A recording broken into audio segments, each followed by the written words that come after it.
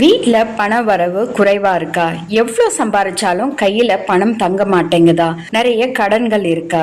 அதுக்கெல்லாம் ஒரு பாரம்பரிய தீர்வு தான் இந்த சுரக்குடுவை. நம்மளுடைய நியூ லான்ச் வீடியோ நான் அப்லோட் பண்ணியிருக்கேன், போயிட்டு செக் பண்ணி பாருங்க. கம்ப்ளீட் வீடியோல இதுக்கான பூஜை முறைகள் எல்லாமே நான் சொல்றேன். ஸோ நீங்க நம்ம சேனலை ஃபாலோ பண்ணிக்கோங்க.